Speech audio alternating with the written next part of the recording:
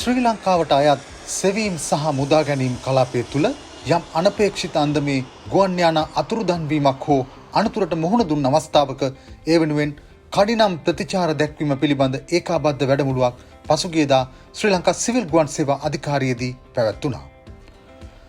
ප්‍රවාහන ක්ෂේත්‍ර අතරින් ගුවන් ප්‍රවාහනය ලෝ වඩාත් සුරක්ෂිත ප්‍රවාහන මාධ්‍ය ලෙස ක්‍රියාත්මක වෙමින් පවතින අතර ජාත්‍යන්තර සිවිල් ගුවන් සේවා සංවිධානයේ ප්‍රකාශිත දත්තයන්ට අනුව ගුවන් අනතුරක් වාර්තා වීමේ සම්භාවිතාව ගුවන් ගමන් වාර මිලියනයකට 1.87ක් තරම් පහළගයක් ගන්නා බව 2003 වසරේ එම සංවිධානයේ එළිදැක් වූ වාර්තාවල සඳහන් වනවා. About dedication to aviation safety and regulatory excellence continues to improve.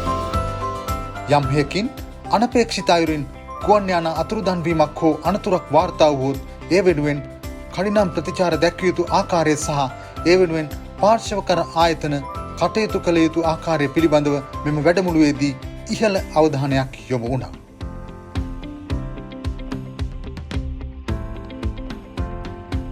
එමෙන්ම මෙම වැඩමුළුවට සමගාමීව එහි ක්‍රියාකාරකම් අත්හදා බැලීම වෙනුවෙන් වන ඒකාබද්ධ ප්‍රායෝගික පුහුණු අභ්‍යාසයක්ද සියලු පාර්ශවකාර ආයතනවල සහභාගීත්වයෙන් ක්‍රියාත්මක වුණේ මේ අයුරින්.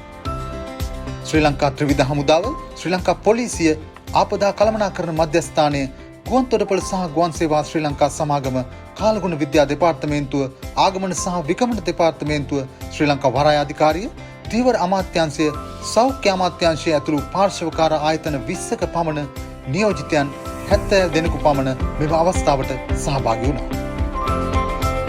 මෙවන් උත්සාහයන් තුළින් ශ්‍රී ලංකාවේ ගුවන් සේවා කර්මාන්තය ගෝලීය මට්ටමක සුරක්ෂිත හා ශක්තිමත් ක්ෂේත්‍රයක් කරා තවදුරටත් ස්ථානගත කර ගැනීම ශ්‍රී ලංකා සිවිල් ගුවන් සේවා අධිකාරියේ අපේක්ෂාවයි.